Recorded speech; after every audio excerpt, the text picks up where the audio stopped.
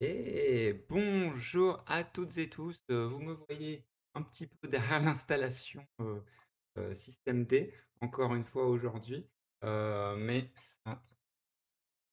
ça ira mieux, ça ira mieux les d'autres fois. Je fais des tests encore et après, je verrai. Je verrai si, vous entendez plus le fameux bruit, le fameux soufflement de l'ordinateur. Donc, c'est parti pour ce stream aujourd'hui. Trait d'union déjà, bienvenue, dans TDU Trait d'union. Ce stream a pour but de créer du lien entre les luttes, entre toutes les formes d'oppression. C'est un peu le stream intersectionnel, j'ai envie de dire. Et également, ce stream a pour but de créer du lien entre nous via les discussions que nous pouvons avoir entre le chat et moi-même, entre vous sur le chat et également, un niveau d'entraide également sur Discord. Dans la camaraderie, vous pouvez rejoindre la camaraderie, le Discord en dessous. Bien sûr suivre la chaîne Twitch, ça donne beaucoup de force. Me suivre sur les réseaux également parce qu'il y a du contenu, qui est publié assez régulièrement, des streams.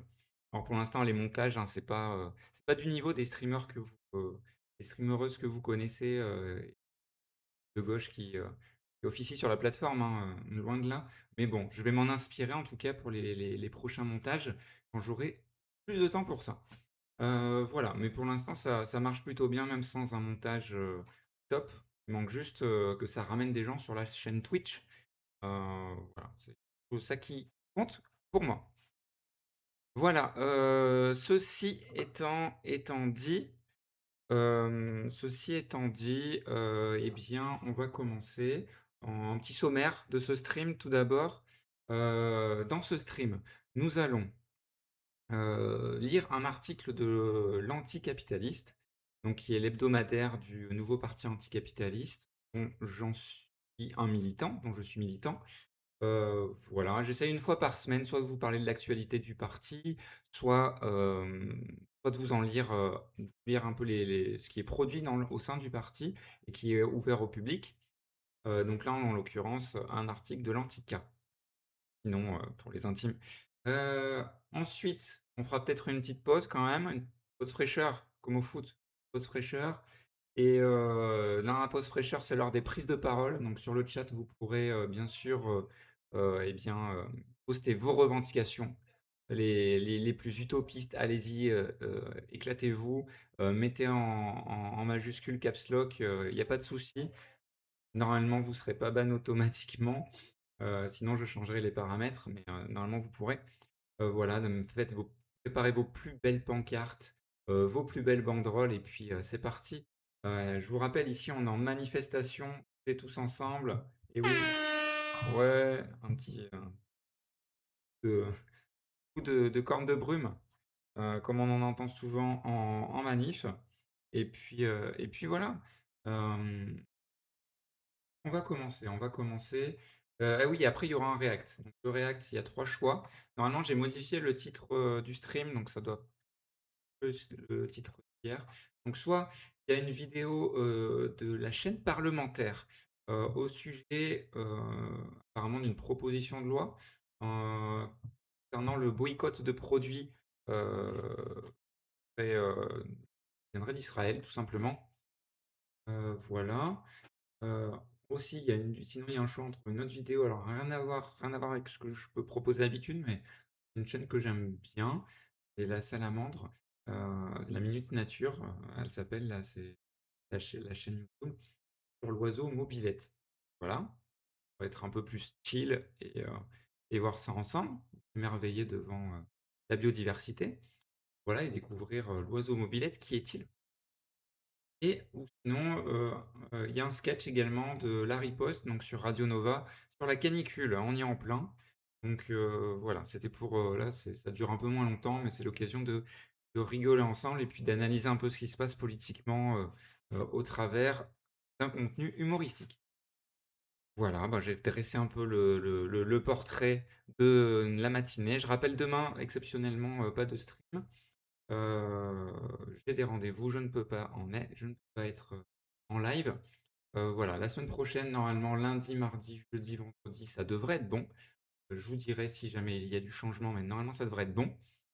Également, j'ai commencé un peu à communiquer par rapport au ah bah, du coup, on va commencer par là. On va commencer par le shadow ban. Le shadow ban,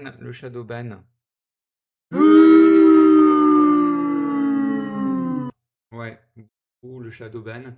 Sur, YouTube, je pensais pas subir ça direct, mais en fait, c'est vraiment, c'est pas on va dire qu'il y a pas de discrimination dans le shadow ban, hormis quand c'est des contenus hormis par rapport au contenu gauche-droite, mais, voilà, je j'ai subi, que d'autres ont subi et là, c'est pas une excuse, je vais vous montrer.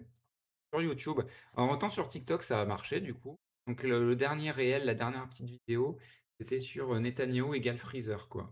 Parce que j'ai parlé de Dragon Ball la semaine dernière et heu et en gros, j'ai, fait un peu l'exégèse politique de Dragon Ball, très incomplète, que j'aurais aimé parler d'autres choses par rapport, du contenu, religieux dans Dragon Ball, voilà qui est assez fort quand même, mine de rien. Voilà, on aurait pu parler de ça, on aurait pu parler d'autres choses, parcourir un peu Dragon Ball Super, également et parcourir un peu plus de personnages également, voir ce qu'ils, de la société, ce qu'ils disent de de ce qui nous entoure. Voilà, mais on n'a pas eu le temps, mais on a vu le principal. Bref, et du coup, j'ai fait cette petite vidéo, j'ai choisi d'extraire cette partie-là, qui me paraissait la plus pertinente. Et en effet, sur TikTok, ça a plutôt bien marché, parce que, il y a eu près de 800 vues et une petite trentaine de likes.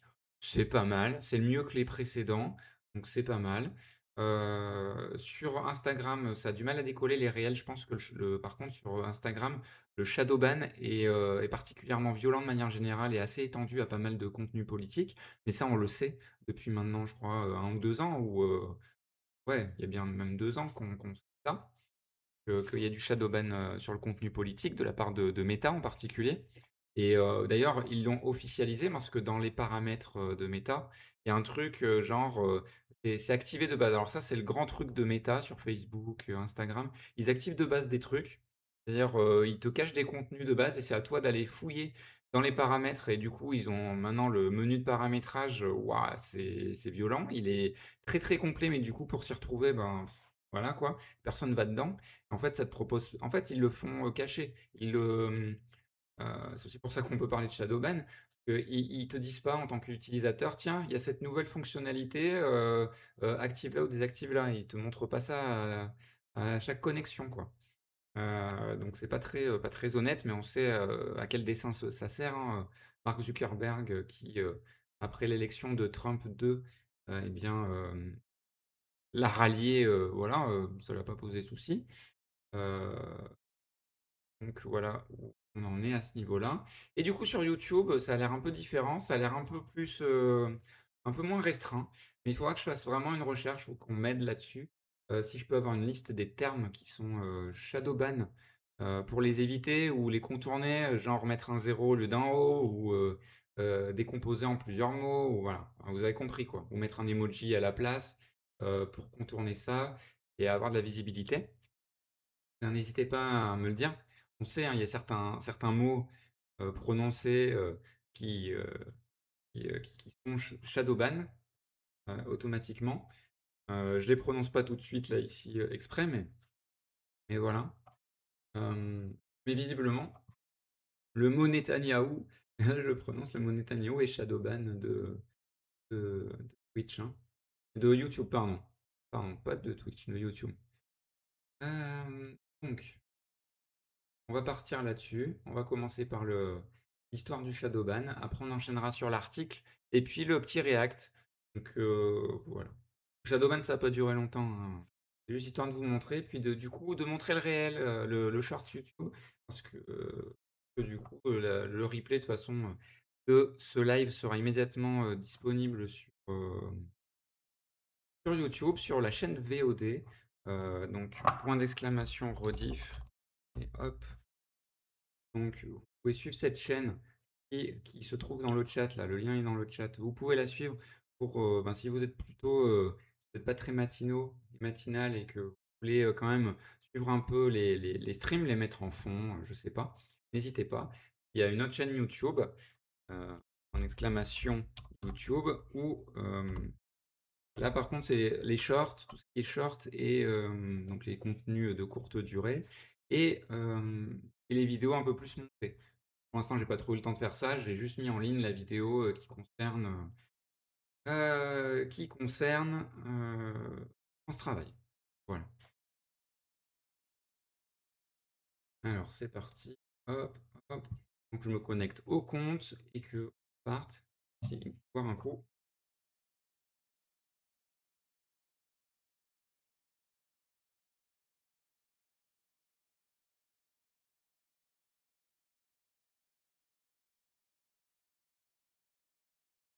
Voilà. Hop, et puis on va partir. N'hésitez pas, si vous êtes sur le chat également, j'aimerais bien savoir, si maman si, maman tu voyais ma vie et mon stream? Non, c'est pas ça. Voilà, si au niveau du son tout va bien, si vous entendez un souffle ou pas, que j'ai essayé de mettre un filtre anti-bruit, sur OBS, donc qui est le logiciel de streaming, que j'utilise. Donc je veux voir si ça marche, si, j'ai besoin de le paramétrer autrement et cetera. Sachant que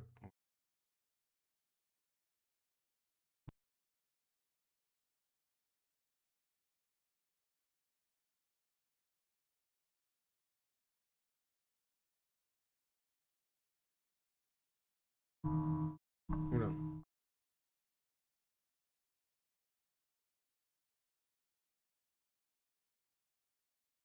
voilà, là ça déjà vous devriez mieux m'entendre. Je voyais que c'était un peu bas. J'essaie de parler un peu plus fort exprès. Alors voilà, donc là, on va voir le short. Vous allez voir la différence de vue, hein. Vous allez voir, hein. Alors, studio, toc toc toc, c'est parti, tact. C'est lequel qui va être mieux? Ouais, on va partir. Allez, c'est parti. C'est parti. Donc là, je suis sur le compte YouTube. Ouais, ça c'est le studio, page, etc. de YouTube. Donc là, c'est la on voit au niveau. Ah oui, hein, vous voyez pas les vues. Alors attendez, attendez. Là, ça vous cache. Est-ce que j'ai un moyen de.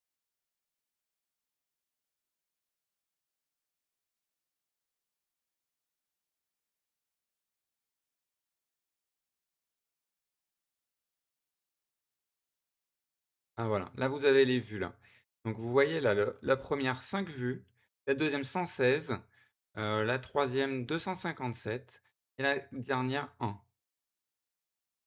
Alors on pourrait se dire: «Est-ce que c'est les durées?» Mais non, parce que du coup celle qui elle me marchait, elle dure 51 secondes. Est-ce que c'est quoi? Je sais pas. En tout cas, il y a des grosses différences. Alors la vidéo d'intro, je parlais, pas mal, alors là j'utilisais les mots antiracisme, antifascisme et cetera. Donc forcément, il y a des mots, à mon avis dans le lot, bam bam, hein, ça s'est fait, vraiment shadow ban. OK, pourquoi pas. Les 2 autres n'ont pas été du tout shadow ban, heu et ont percé et la dernière, ben, on regagne une vue. Alors que on passe de 257 à 1 d'un coup. Donc c'est et sans explication, hein, parce que, je l'ai pas plus, plateformé, la vidéo à 257 vues que les autres, hein. Vraiment pas, hein. Il y a pas eu de pub, plus que ça, hein. Au contraire d'ailleurs, je veux faire plus de pub sur la dernière. Je pense que la dernière peut emmener, heu, du monde et plus, porteuse, on va dire. Donc voilà, donc YouTube, j'avais mis en titre, voilà: «Friza égale Netanyahou, Namek vivra, Namek vaincra». Voilà, référence à la Palestine et je crois que dans les hashtags ou dans les mots clés, j'avais mis la Palestine. Donc à mon avis, direct également dans les hashtags, heu, voilà.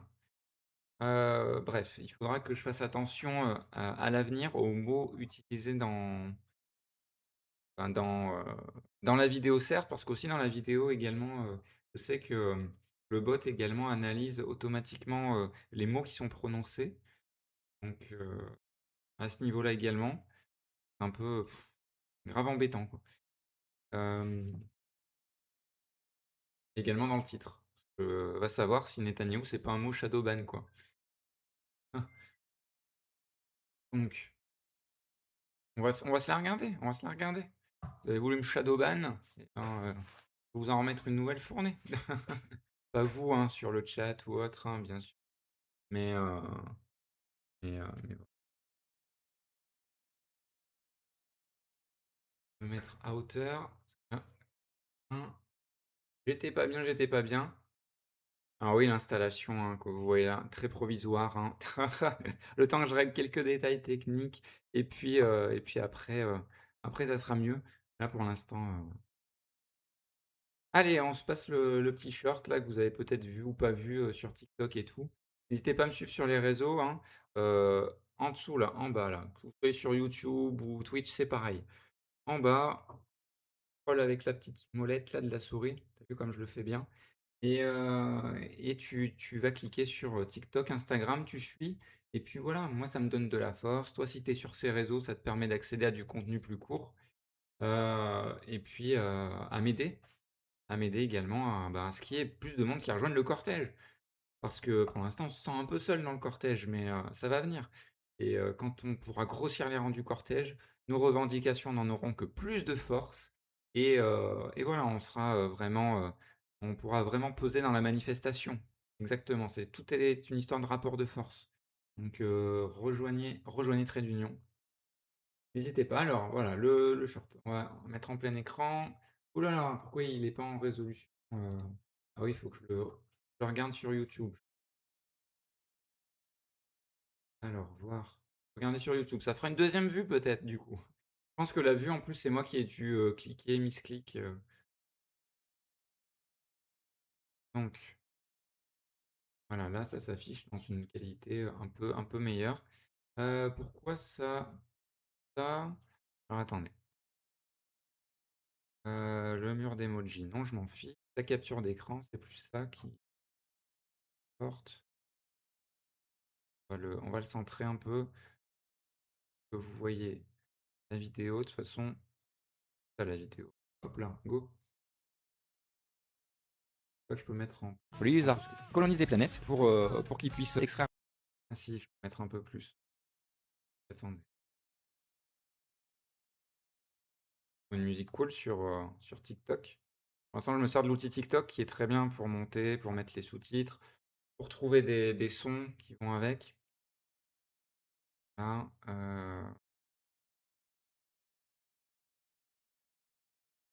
que là, on va voir bien les sous-titres et tout. On va voir. On va voir.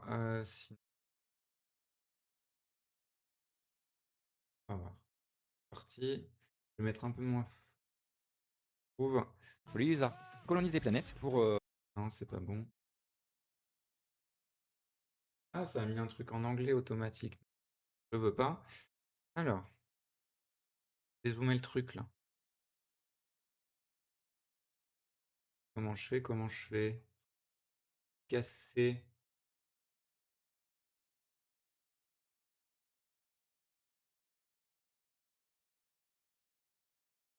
Ah oui, c'est qu'il y a le truc. Alors attendez.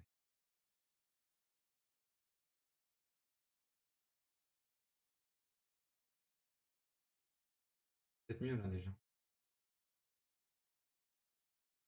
Lisa colonise des planètes pour qu'ils puissent extraire les ressources qui sont dessus et aussi revendre ces planètes au plus offrant.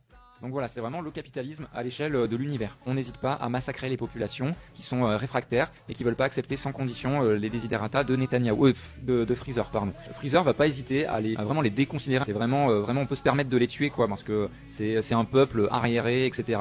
Vous voyez bien l'idée là, vous voyez bien le parallèle. Et ensuite, il y a les héros qui arrivent, qui sauvent le truc, et surtout, qui n'essayent pas d'imposer leur vision. C'est-à-dire que c'est pas les occidentaux qui arrivent dans un pays du Moyen-Orient et qui disent ah, on va vous sauver en tuant les méchants machins. Et après, on impose quand même nos conditions pour instaurer la sacro-sainte démocratie. Grâce aux boules de cristal qui sont sur la Terre, ils vont pouvoir faire le vœu que la planète Namek se reforme, que toutes les personnes qui ont été tuées par Freezer soient ressuscitées, et que ce soit à l'identique en fait. En fait, c'est les Namek qui contrôlent leur planète, c'est leur planète. Donc, autodétermination des peuples. Donc ouais, je le dis, Dragon Ball Z a été en faveur de l'autodétermination des peuples. La planète Namek, c'est la Palestine. Freezer, c'est Netanyahou, c'est clair pour moi. Freezer colonise des planètes pour Voilà, top, top, top, c'est bon, on a passé. Il y a une petite erreur là dans les... Ah, j'avais pas vu dans les sous-titrages à un moment. Alors attendez.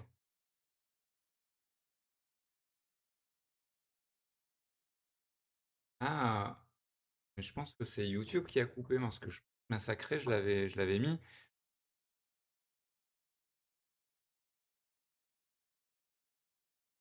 Attendez.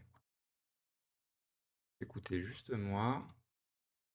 Voir.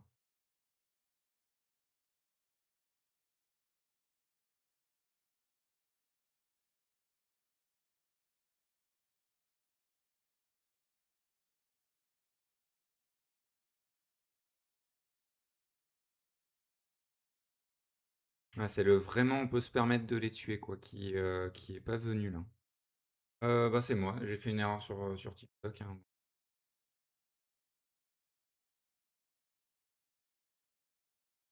Soit j'ai fait une erreur sur TikTok, soit ça a été enlevé, je sais pas.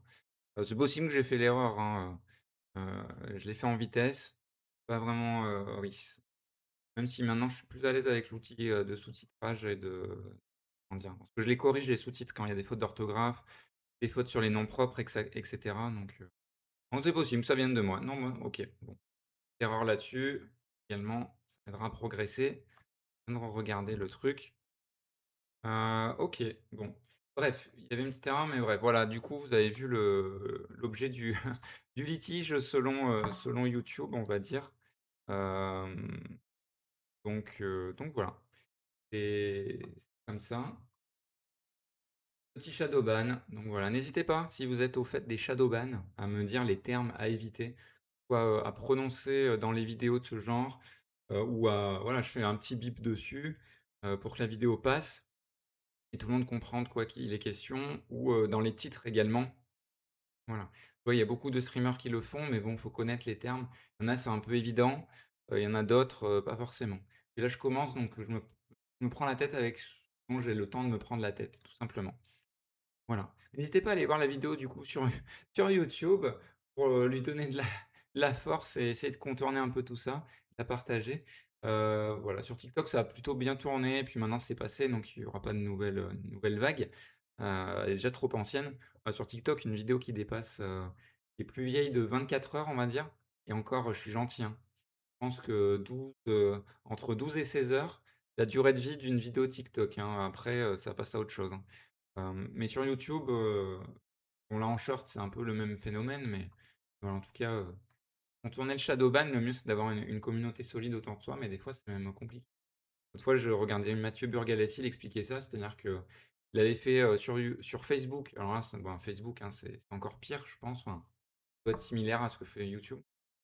Il avait fait une story sur un truc, au départ est pas politique, tu vois? Et il y avait un certain mot que du coup, je pas prononcé et ça a atteint je crois, 10 000 personnes ou je sais pas quoi et après il a fait une story, où il a prononcé je sais pas quel mot, je me souviens plus mais c'était éminemment politique et 60 vues, quoi.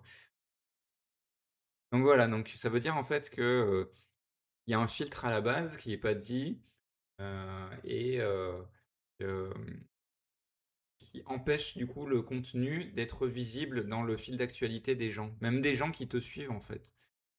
C'est ça le shadow ban. Voilà. Bah, maintenant qu'on a vu ça, on va tout simplement passer à autre chose. Allez, on refait la bascule sur la facecam. Voilà. On refait la bascule, on va tout simplement aller lire l'article de l'Anticapitaliste. Alors, faut que je remette l'article. C'est un article qui parle du coup du MEDEF, parce que le MEDEF, à chaque élection, bah, c'est un syndicat patronal. Donc, ils ont leurs revendications bien à eux, bien à elles et eux, bien antisociales du coup à chaque fois. Donc voilà. Alors, c'était où? On retrouve et l'occasion de vous dire là, parce que je vois sur le site, alors je vais vous le remettre le site, attendez. Là, vous voyez normalement, alors attends.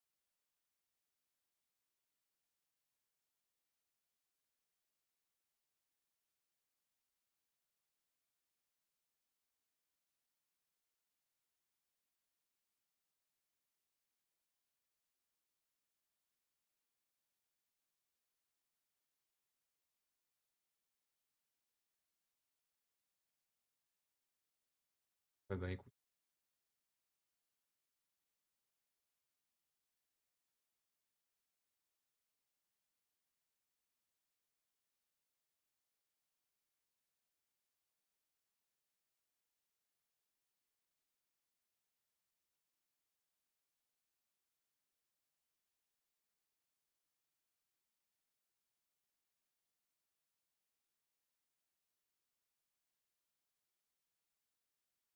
ouais, on va passer à autre chose. Alors, i c'est parti,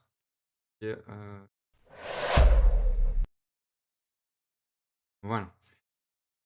On est parti sur le site de l'anticapitalisme. Donc oui, je voulais dire là, on voit LGBTI pour l'offensive réactionnaire lutter, résister. C'est pas l'article que je vais lire aujourd'hui, mais je viens de rappeler qu'on est, le mois des fiertés. Donc n'hésitez pas à aller regarder s'il y a une Pride, près de chez vous. Près de chez moi, il y a la première, toute première Pride à Vichy dans l'Allier, ce samedi, normalement à 15 heures. Alors vu les canicules, je sais pas si ça va être maintenu à cette heure-là, j'ai pas de à l'heure où je vous parle, j'ai pas d'infos là-dessus, mais c'était prévu, en tout cas c'est prévu, samedi à 15 heures, heu devant la mairie. Donc ça, c'est, plutôt cool qu'il y ait la première Pride. Espérons que, voilà, qu'elle se fasse quoi qu'il arrive, soit à 15 heures ou à une autre heure. Ce serait peut-être mieux de la décaler, je pense, mais bon, que voilà, quand il fait canicule, c'est moins familial, moins, sûr quoi d'aller se déplacer, heu, pas conseillé du tout même, d'aller en pleine chaleur parce que devant la mairie, de Vichy, c'est pas ombragé, hein. Non, pas du tout, donc compliqué. Après il y a un parcours et tout, mais voilà. Alors, donc on va lire l'article. Je le retrouve, hein. TVA anti ah, c'est celui-là. Alors est-ce que vous allez pouvoir voir tout le machin? Ouais, c'est bon. Donc, TVA antisociale, capitalisation, les exigences MEDEF pour la présidentielle. Alors cet article, du coup, c'est pas le parti en lui-même qui l'a produit, hein. C'est, monsieur Delavigne, JC Delavigne. Alors on va voir qui c'est JC Delavigne, Claude Delavigne, je suppose. Heu et il a déjà publié pas mal d'articles sur, l'anticapitalisme. Voilà. Notamment sur, des articles qui concernent le social. D'ailleurs, il a c'est un abonné du 25 juin, puisque 25 juin 2026, 25 juin 2025. On va voir si en 2024, il y avait un 25 juin où il avait publié. Non, quand même pas. Ça aurait été une coïncidence, assez incroyable. Bref. Du coup, c'est un militant du parti que moi je le connais pas. Parce qu'en fait, l'hebdomadaire du parti, eh bien, les militants et les militantes, c'est l'abondent, en fait. Soit de manière individuelle, soit en se regroupant de manière collective, au sein des groupes locaux qu'on appelle les comités, ou avec d'autres camarades, d'une commission en particulier. On a plusieurs commissions, thématiques, économie, écologie, cause animale, heu, intervention sur les lieux de travail, heu jeunesse, et cetera. Enfin bref, il y a tout un tas de commissions et également les commissions peuvent, publier des articles. Ensuite, il y a un, comité de rédaction qui dit: «Ben, là, il y a de la place pour tel article avec tant de caractères ou pas, ou ça sera pour la semaine d'après». Voilà. En gros, comment ça se passe et je trouve ça très bien et en fait, ça nous élève en tant que militants et militantes parce que ça nous permet de déjà de taffer les sujets, également de profiter du contenu produit par d'autres camarades et puis de se aussi, comment dire? De se faire un avis dessus parce qu'au sein du parti, il y a pas, enfin, il y a pas une seule, on va dire, une seule ligne, on est toutes et tous d'accord dessus, quoi. On n'est pas à la FI. Heu, enfin, pour le meilleur et pour le pire, hein. Je dis pas que c'est. meilleur truc. Mais en tout cas, au niveau, démocratie interne, c'est plutôt pas mal et au niveau formation interne et auto-formation du coup, je c'est à la fois l'hebdomadaire, c'est à la fois un moyen de comment dire? Un moyen d'information, information et d'auto-formation. Donc c'est parfait. Parce qu'il y a un aspect, national, international, lutte sociale, lutte écologique, et cetera. C'est vraiment très vaste, hein, voilà et puis il y a un dessinateur, Charmag et donc qui dessine pour l'Anticapitaliste et là, il a dessiné donc on reconnaît un patron avec son cigare, avec derrière une plaque en or en forme de billet, MEDEF. Augmenter la TVA de 2 pour baisser les cotisations sociales. Donc là, l'article va pas mal parler de ça. C'est un peu leur projet, hem et c'est important de savoir quel est le projet du MEDEF parce que, on sait qu'il y a toute une classe politique qui risque d'y reprendre, heu, les néolibéraux, donc le bloc central quoi et puis, la droite et l'extrême droite également, voir comment, se positionne dessus. C'est un peu notre taxe Tobin à nous. Voilà. Donc on va lire l'article. La protection sociale fera partie des débats centraux de la prochaine élection présidentielle, comme un peu à chaque élection. Mais là, avec ce qu'on a vécu avec, les réformes retraite et chômage, ouais et en plus, les coups de pouvoir que veulent nous mettre notamment, les Édouard Philippe, heu et cetera et Bruno Retailleau, les Bardella et cetera, ont vraiment, vraiment guetté ça de près. À l'approche de cette échéance, le patronat, par la voix du MEDEF, se fait entendre pour imposer ses solutions dans le débat public. Parmi ses revendications, l'instauration d'une TVA dite sociale ou l'introduction de la capitalisation dans les systèmes de retraite. Ça, c'est leur grande marotte, hein, la capitalisation dans les systèmes de retraite, c'est tout le temps, hein. Ça, ils poussent, énormément depuis longtemps là-dessus, hein. Voilà et la TVA sociale, c'est un peu, là par contre, c'est un peu le truc, un peu le truc je pense qu'ils vont pousser parce que là c'est pas que c'est nouveau mais, voilà, j'ai l'impression qu'ils vont pousser là-dessus.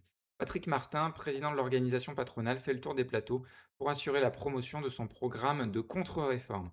C'est important de parler de contre-réforme, comme la contre-réforme des retraites, que c'est quelque chose qui vient casser des droits en fait, ou qui vient les diminuer, voilà, qui vient, vraiment, remettre en cause des conquis sociaux. Voilà. Donc des droits qui ont été, conquis par les travailleuses et les travailleurs, par, la mobilisation des masses, voilà. Voire certaines par les urnes, hein, voilà. Son argumentation tient en 2 points. Pourquoi s'inquiéter de mesures qui, dans les faits, existent déjà? Pourquoi les présenter comme défavorables aux classes populaires, alors qu'elles n'ont pas de réel impact sur leur niveau de vie et leur seraient même bénéfiques?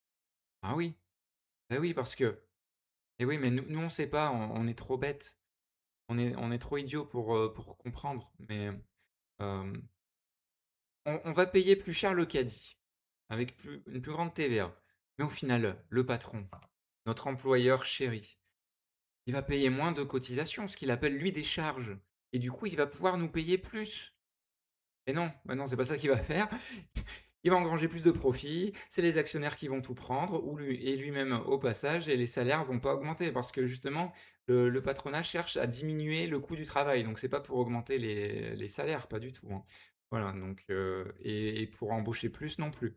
On le voit, le ruissellement ne fonctionne pas. À un moment, voilà, il faut le dire, ça a été essayé, c'est essayé depuis plus de 40 ans, ça ne marche pas, voilà, maintenant c'est bon, rideau, on passe à autre chose, on met à la poubelle toutes ces mesures-là, qui sont éminemment, capitalistes, néolibérales et heu et qui comment dire? Qui sont antisociales, tout simplement. Alors l'impôt le plus injuste, en effet, la TVA, c'est l'impôt le plus injuste. Mais il y a déjà une TVA sociale apparemment, mise en place par Nicolas Sarkozy en 2012. Ah ouais, un grand homme, comme un grand homme. Papa, oui, ouais. Et la TVA sociale fut abrogée presque immédiatement par François Hollande.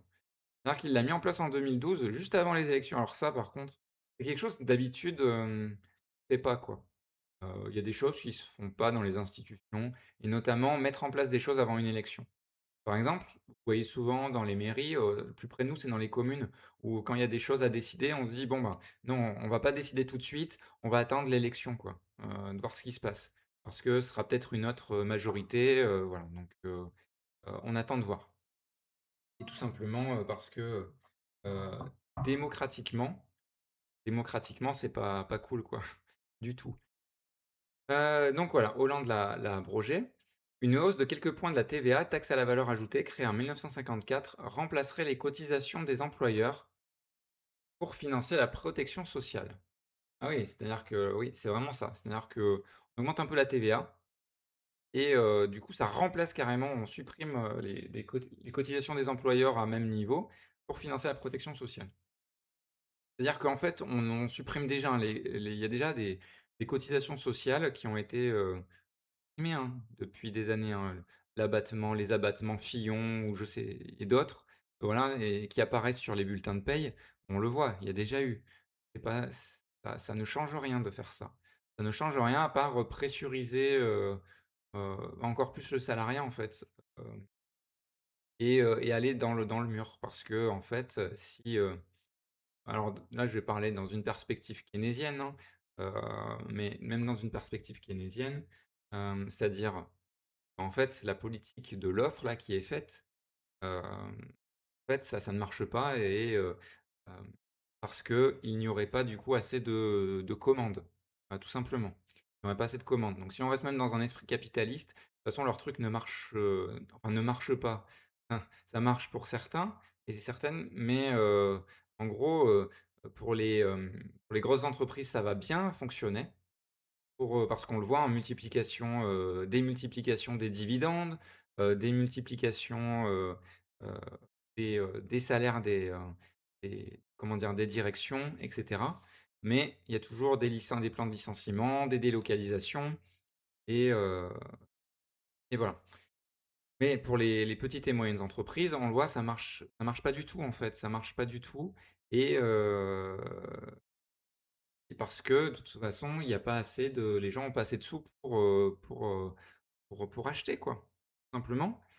Donc ça, c'est dans une perspective keynésienne, dans une perspective anticapitaliste, voilà, il y a des en fait, il faut tout revoir, de la cave au grenier quoi. Hem, on on voit que le marché, on peut pas tout mettre sur le marché déjà, ça c'est le gros problème du capitalisme et ensuite, on peut pas laisser faire, on peut pas laisser faire des comment dire? Le patronat. Il faudrait socialiser, nous on est pour la socialisation des moyens de production. Donc vraiment, qu'il y ait un contrôle à la fois ouvrier, donc ouvrier au sens large, hein, les employés, intérimaires et cetera et également de la société. Savoir ce qu'on produit, comment on le produit, pour quel salaire, hem, est-ce qu'il y a besoin qu'il y ait plusieurs boîtes différentes qui le fassent? Voilà, enfin tout ça devrait être décidé et quel est le bilan carbone et cetera? Qu'est-ce qu'on peut se permettre au niveau de l'impact sur l'environnement ou pas? Voilà. Nous, on est plus sur cet a aspect-là. On le voit que on le prend de manière soit purement anticapitaliste, donc forcément, on est éminemment contre ou même de façon keynésienne et ça va pas, ça va pas.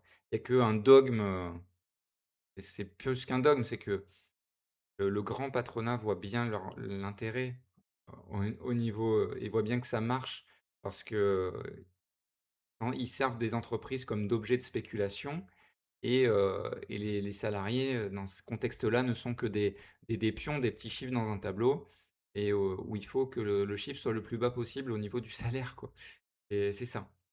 Alors, on en était où? On en était là, la TVA est l'impôt le plus injuste car il touche indistinctement l'ensemble de la population contrainte de le payer, quel que soit le niveau de ses revenus, chaque fois qu'elle fait un achat. Elle pèse proportionnellement, donc davantage, sur les classes populaires, qu'obligées de consacrer l'essentiel ou la totalité de leurs revenus à leur consommation et ne disposant pas, contrairement aux plus riches, de moyens d'y échapper. C'est pourquoi elle a toujours été combattue par la gauche sociale et politique. Voilà, c'est assez clair, pas besoin de revenir dessus, je pense. Faire subventionner les entreprises par les classes populaires. Selon Patrick Martin, ouvrez les guillemets, hein, la TVA sociale existe déjà puisque 50 milliards de financement de la protection sociale se font par la TVA. La réalité est que l'État compense partiellement par de la TVA prise sur son propre budget le déficit qu'il crée dans celui de la sécurité sociale par les exonérations de cotisations de plus en plus généreuses accordées aux employeurs. Elles ont atteint le chiffre de 83 milliards en 2024. Donc là, c'est vraiment le serpent qui se mord la queue, hein. On le voit, c'est-à-dire que c'est la suppression des cotisations qui fait qu'il y a besoin de prendre sur la TVA et du coup que le patronat va proposer une TVA sociale pour encore plus supprimer des cotisations et vous voyez le cercle, il se finit jamais. Il se finit jamais à la fin on nous prend tout, quoi. Donc c'est vraiment, vraiment du vol à tous les points de vue et c'est jamais assez, quoi. Et il faut toujours trouver un truc en plus à prendre aux gens. Hem, Ça c'est assez scandaleux. Mais pour le MEDEF, l'heure n'est plus aux demi-mesures et aux faux-semblants. Est-ce que ça a déjà été le cas? Il exige désormais que la TVA finance directement la protection sociale. Ah oui d'accord, donc plus du tout de cotisation, patronale, hein. C'est-à-dire que alors on rappelle, hein, que la protection sociale, ça n'a pas été rappelé, mais c'est tout ce qui est, assurance chômage, assurance maladie, accident du travail, voilà, en gros. En gros, c'est tout ça. Donc c'est des choses qui sont liées au travail, on est d'accord, hein. Tu perds ton emploi, ben, tu as une assurance chômage. Si tu as un accident du travail, ben, c'est dans le titre, hein, voilà et tu as des arrêts maladie, c'est dans le cadre du travail aussi. Bref. Et la retraite également, j'ai oublié la retraite, mais la retraite, c'est lié à tes années, de travail et au quand tu as cotisé donc également, voilà, c'est en fait, tu fais reposer toute la cotisation sur, notre classe sociale, la classe prolétaire au sens, large, hein, du terme, hem et voilà et encore plus qu'avant. Hem En clair, l'État, par l'argent des contribuables, doit compenser la suppression de la partie socialisée du salaire, que sont les cotisations sociales. Le MEDEF entend ainsi ouvrir davantage encore les vannes des aides massives au profit des entreprises et des plus riches, pratiquées par les gouvernements successifs. Voilà, donc ça allait encore plus loin, quoi. Au nom de la compétitivité, encore une fois en citation, hein, toujours cette compétitivité, de l'investissement pour l'avenir ou d'hypothétiques créations d'emplois, la collectivité publique est soumise à l'obligation de financer une part croissante des salaires à la place des employeurs. En gros, le public dépense toujours plus, le public est par, et nous du coup aussi, via le public et le privé dépense de moins en moins, mais on engrange les fruits. Il y a quelque chose qui va vraiment pas, parce que le privé profite énormément du public, hein, de tout ce qui est fait, par les services publics, hein, on le rappelle, hein. Hem, Patrick Martin tente de dissimuler cette réalité en assurant que, l'augmentation de la TVA impacterait peu les ménages modestes. La TVA n'existant pas ou étant réduite sur les postes les plus importants de leurs dépenses, le logement et l'alimentation. Ah pardon? Pardon? Ah mais là c'est vraiment un sale voilà, ajoutez tous les mots que vous voulez là, toutes les insultes là, parce que là c'est vraiment, vraiment mérité là. Vraiment mérité. Ah là, franchement, alors il suffit d'aller dans un supermarché, je pense enfin de prendre un ticket de caisse. Tu prends le ticket de caisse et puis tu ajoutes la TVA et tu vois par mois combien ça te fait et tu vois si c'est pas important ou pas. Alors que Patrick Martin se permette de donner son avis sur quelque chose qui ne le concerne absolument pas, que la TVA elle est inexistante, au contraire pour lui, mais alors ça c'est vraiment du mépris de classe à haute dose. C'est vraiment scandaleux. Ces arguties ne peuvent masquer l'essentiel. Ce sont les classes populaires qui, en achetant chaque jour les produits dont elles ont besoin, paieront l'aide massive aux entreprises que constituent les exonérations de cotisations sociales. Surtout, voilà, les dépenses alimentaires, c'est des dépenses incompressibles, qui sont obligatoires. Donc, et massives chaque jour, tous les jours, tous les jours. Donc, en termes de volume, ça représente beaucoup.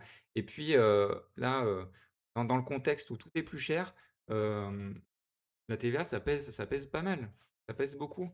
Et quand même, je crois que sur certains produits, alimentaires, alors la TVA, je crois que ça monte bien monté à 20 produit, hein. On va regarder ça.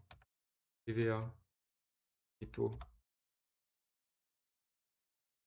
Quels sont les taux de TVA en vigueur en France? page non trouvée. Ah, page non trouvée aussi. Ah, j'ai trouvé.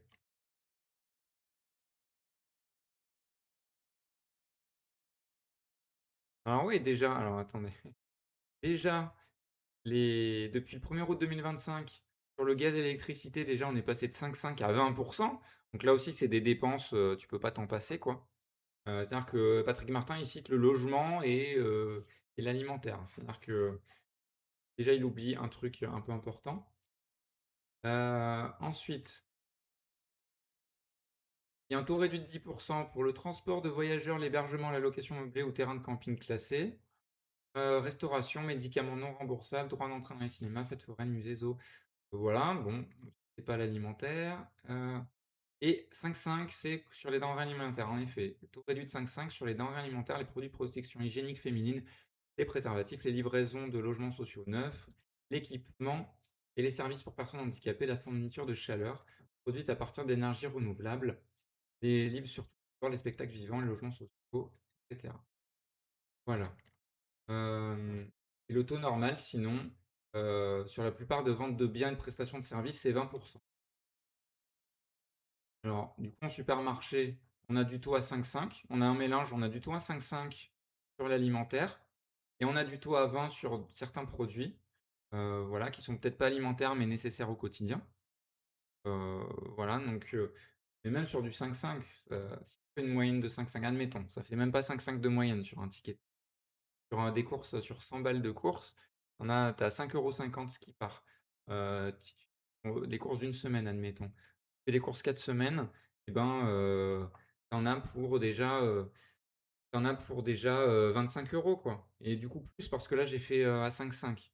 Donc 25 €, tu rajoutes plus, donc chaque mois c'est quand même, peut-être plus de 30 € qui partent. C'est plus de 30 € qui partent, dans la TVA, et la TVA, bon, ben, c'est l'impôt le plus injuste, encore une fois. Il ne s'agit pas de dire ici, voilà, il faudrait que ce soit à 0 ou quoi, mais en tout cas, il faudrait qu'il y ait plus d'impôts du tout pour personne. C'est pas le propos ici, mais le propos, il est de dire que tout simplement, hem, ça représente quelque chose dans la vie.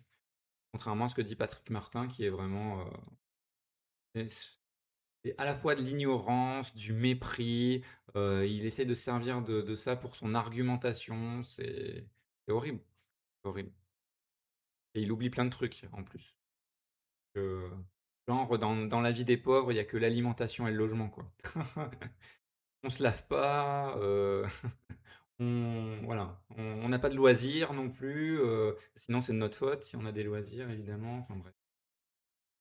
On en était où dans cette diarrhée, patronale?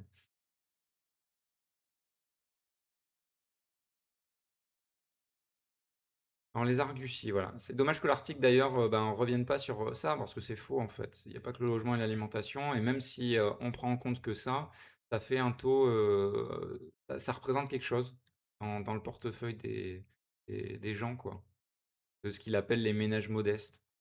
Heu, donc ça veut dire que là, on rajouterait de la TVA en plus? Non, mais en fait, le patronat veut vraiment que ça pète, hein, veut vraiment qu'il y ait une rentrée sociale, assez forte. Et tant mieux, qu'il y ait une rentrée sociale assez forte. Continuez. Ils se sentent vraiment en roue libre suite aux 10 ans de Macron, je pense, et ils n'ont pas compris, le mouvement social de 2023, je crois. Couverture minimale et capitalisation. Enfin, Patrick Martin estime que l'essentiel serait de baisser la dépense de sécurité sociale, ramener à une couverture minimum et rendrait nécessaire le recours à des assurances privées pour compenser. Alors attendez, je le relis. Ce serait de baisser la dépense. Ah oui, l'essentiel, baisser la dépense sécurité sociale. Alors, je rappelle, hein, ce qu'il appelle la dépense de sécurité sociale, hein, c'est quand on quand on se fait rembourser les soins et les médicaments.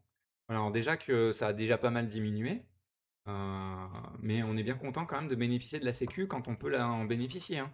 Regardez le prix, entre guillemets «réel» des soins, des opérations et cetera, c'est violent, et du coup, oui, assurance privée, donc système à l'américaine.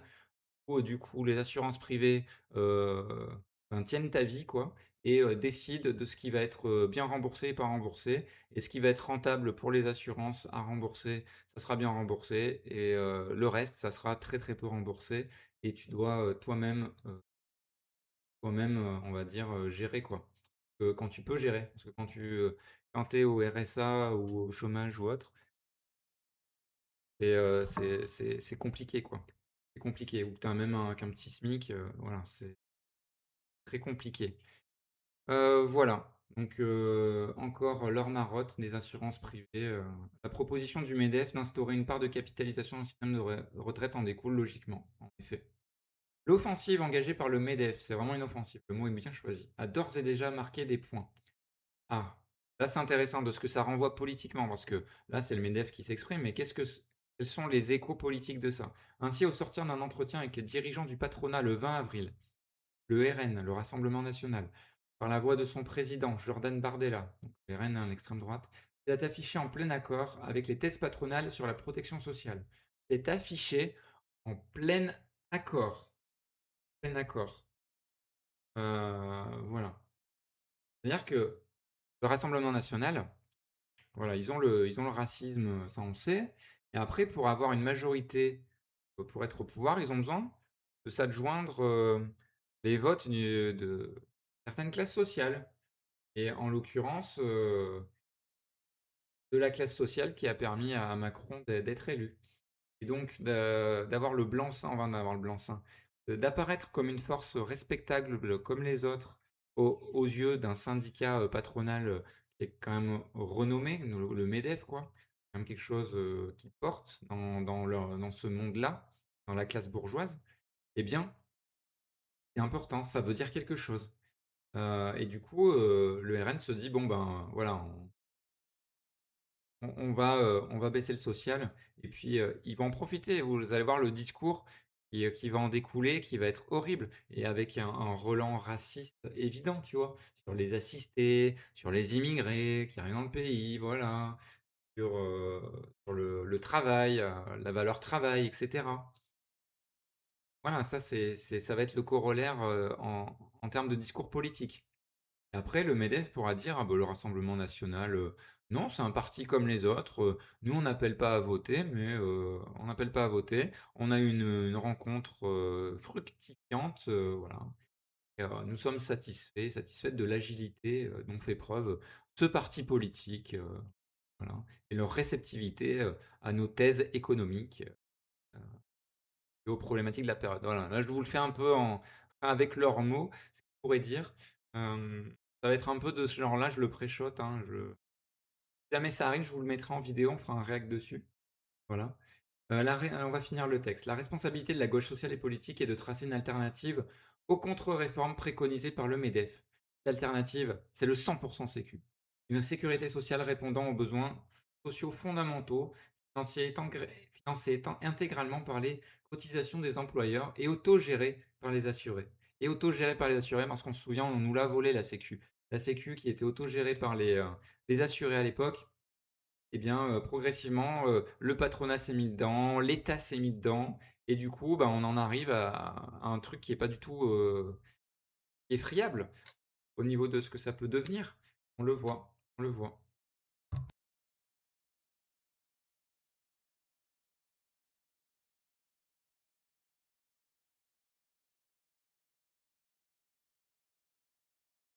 Voilà, je me permets de boire parce que, il fait très chaud, il fait très chaud. Il y a 2 choses à faire, en ces temps de canicule, c'est boire et abattre le capitalisme. Non, c'est pas les arbres qu'il faut abattre. Au contraire, les arbres, très important dans cette période, les climatiseurs naturels. Par contre, il faut vraiment abattre à la hache, le capitalisme. Ça c'est la meilleure chose. Meilleure chose à faire donc, entrer dans la lutte. Franchement, la canicule, si vous devez, c'est pas le soleil, hein, qu'il faut faut pas essayer de lutter contre le soleil. Le soleil, il est là, voilà, c'est comme ça. Contre le climat, non, c'est pas le climat et les personnes responsables, elles ont des noms, des adresses. On sait, heu on sait quel système également économique, a entraîné ça. Donc voilà, faut rentrer dans la lutte, contre ces systèmes et c'est une lutte qui est à la fois, écologique et sociale, éminemment. Ouais, donc ce texte, très bon texte, hein, du camarade, je suppose Jean-Claude, JC, Jean-Claude Delavigne, donc avec un article qui est paru dans l'hebdomadaire de la semaine du 23 juin. Voilà, et puis donc cet hebdomadaire, il n'est pas réservé aux adhérents du parti. C'est-à-dire qu'en tant que sympathisant, ou voilà, curieux, vous pouvez, il me semble, vous abonner. Alors il n'y a pas encore l'abonnement en ligne, mais ça va venir normalement, d'ici septembre. En septembre, il y aura l'abonnement en ligne. Il y a aussi une application qui est pas encore totalement au point, mais qui vous pouvez télécharger, l'Anticapitaliste. Hem et sinon pour, s'abonner, pour vous abonner, hem, l'hebdo, donc oui, il y a la version PDF. Alors déjà, vous pouvez télécharger en version PDF l'hebdomadaire. Ça, je crois que c'était que réservé aux adhérents et adhérentes du parti. Mais au final, vous pouvez télécharger la version PDF gratuitement. Il y aura un abonnement soutien, qui va venir normalement également à la rentrée, où vous pourrez, vous abonner à justement, à cette version juste en ligne. Vous recevrez peut-être sûrement le l'hebdomadaire, par mail un peu en exclusivité, un peu en avance. Voilà, mais en tout cas, il y a la version PDF ici. Je vous mets le lien sur le chat. Voilà. Donc ouais, c'est stylé quand même. Là, c'est sur attaque pour les droits LGBTI, autodétermination, violence, droits reproductifs. Et voilà, c'est assez. Donc là, on a vu le Zoom, c'était le Zoom de la semaine, qu'on a lu.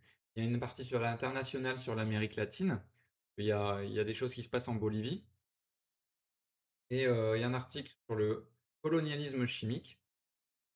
Et il y a aussi un entretien. Voilà, aussi des entretiens.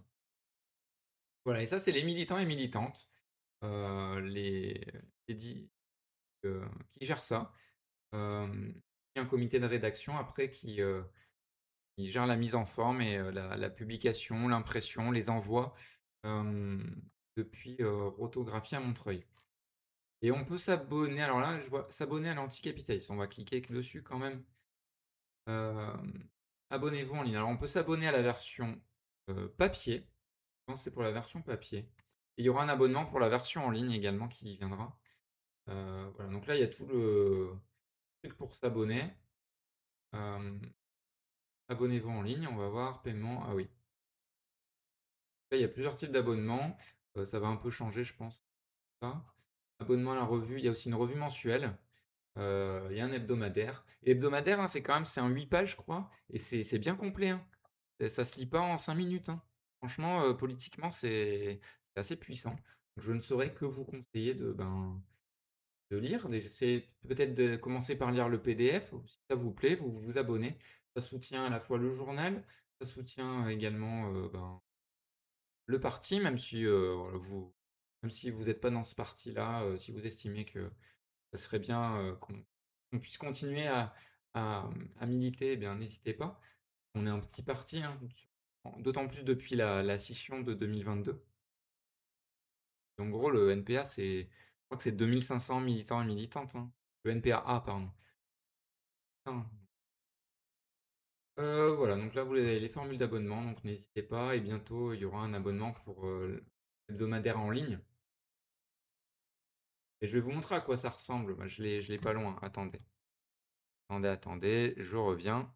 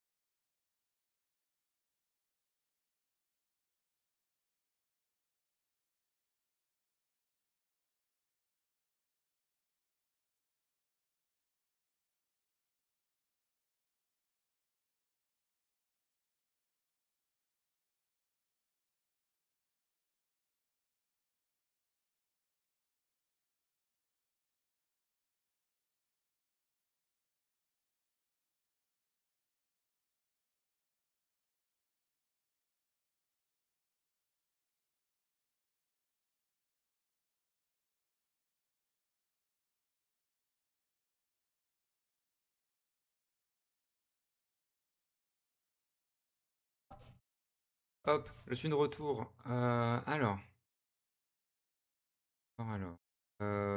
cam. La caméra, on va repasser en facecam. Voilà, vous verrez mieux comme ça ce que je vais vous montrer. Voilà, donc ça ressemble à ça. Attendez.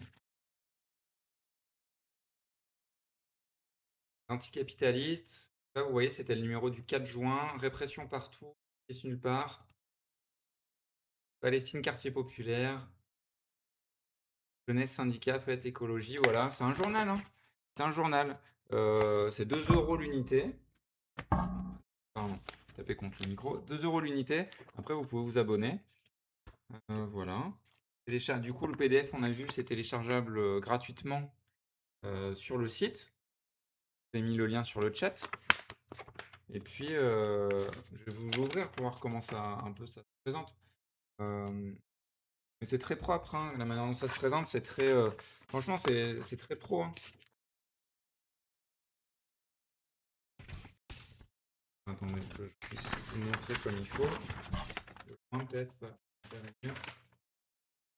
Un journal, donc c'est un peu embêtant à tenir. Attendez.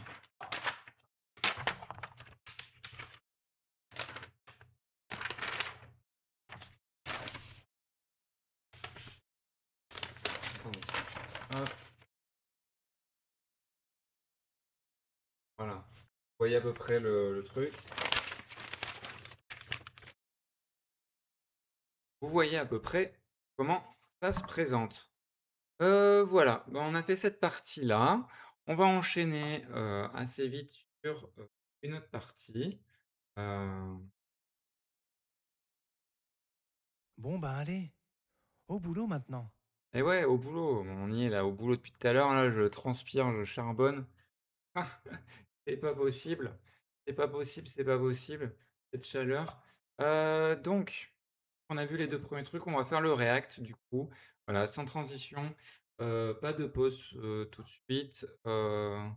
Les pauses, je les fais, ben, sauf si, comment dire? Si des besoins pressants se font sentir ou quoi, mais là, ça m'a fait une petite pause d'aller chercher le journal, de boire et cetera.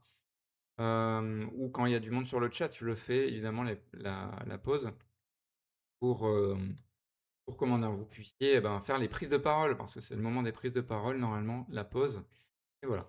Pour l'occasion juste de vous rappeler, n'hésitez pas si vous, arrivez sur ce stream un peu au pif, n'hésitez pas à me suivre pour savoir plus. Donc c'est un stream qui est éminemment, politique, éminemment de gauche et où, on essaye de faire le lien entre différentes choses, entre les différentes oppressions, entre nous également.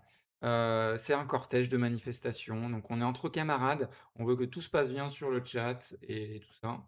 Également un Discord pour, approfondir les discussions et m'aider à faire progresser ce stream évidemment. Voilà, même si je sais à peu près, je vois certains axes d'amélioration. En tout cas, dans la réalisation, il me manque du temps, donc si jamais, en termes de soutien, vous avez du temps pour, 2-3 petits trucs, n'hésitez pas, à vous proposer. Voilà, en attendant, on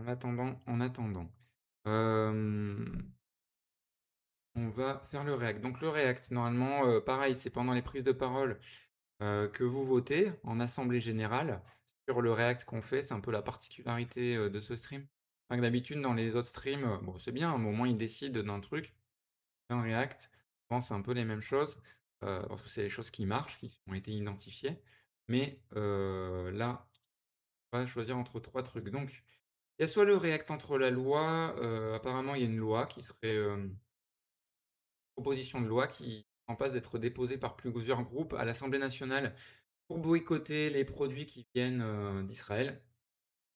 Il y a une vidéo sur l'oiseau mobilette, ça c'est un petit peu plus contemplatif, biodiversité et il y a un sketch sinon sur la canicule qui a été diffusé sur la Riposte. Voilà. Bon. Je pense qu'on va partir sur, la première vidéo. On a un peu plus de temps.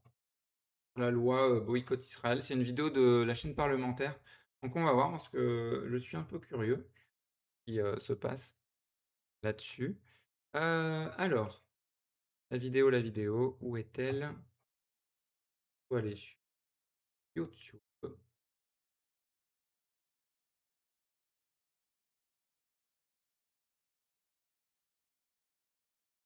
Hem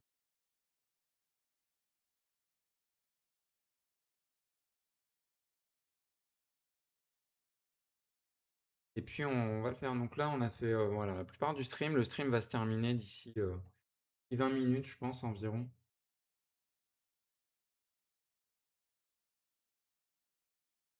Demain, pas de stream, je le rappelle.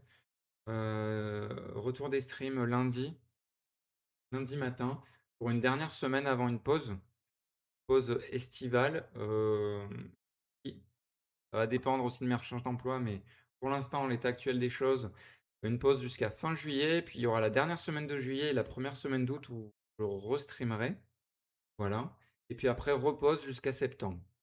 Voilà en gros le programme tel qu'il est actuellement.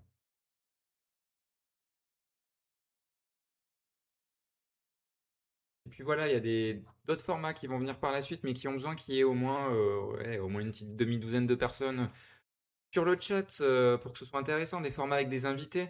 J'aimerais bien faire un format sur le canap' là, là, juste là. Un format où, avec un invité, on se pose et puis on discute d'un truc. Peut-être des contextes politiques local également, parler un peu de ça. Se passe dans mon coin, de la manière dont on milite, et cetera. Ça peut éclairer également d'autres choses. Hem Et également, des projets à plus long terme. Moi, j'aimerais bien faire un tour d'Auvergne des luttes, à vélo et voilà, un tour d'Auvergne des luttes. Après à plus long terme, tour d'Auvergne-Rhône-Alpes, puis, Tour de France, des luttes et voilà, filmer tout ça. Pas forcément le trajet sur le vélo, à voir, parce qu'il y en a qui le font, mais c'est quand même une logistique importante. Et voilà, via ces formats-là, essayer de se les faire financer, via des partenariats. Et également identifier des marques, il y a des marchés pour des partenariats. Mais là aussi, il faut qu'il y ait un minimum de monde quand même sur le stream pour pouvoir commencer à faire ça. Intéressant pour ces marques, voilà. Et il y a d'autres petits trucs, que j'aimerais bien faire. Et ça, c'est, vraiment à plus long terme. Mais les idées manquent pas. Ça, c'est sûr, les idées manquent pas. Maintenant, il faut pouvoir rassembler, quelques personnes sur le stream pour commencer et puis grossir petit à petit. Voir ce que ça donne. Voilà, alors, donc on va on va regarder la vidéo sur, hem,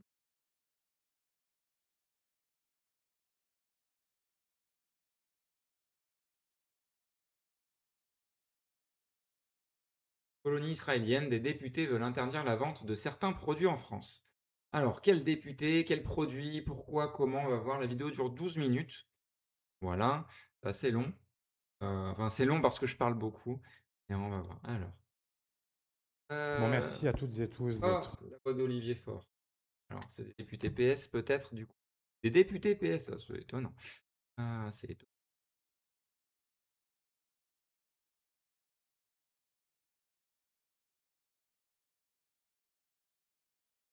Oh, alors, ah, mais c'est la bonne fenêtre.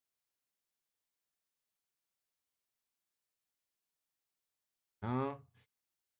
On voit la teuté fort, hop là. On la regarde comme ça. Où est-ce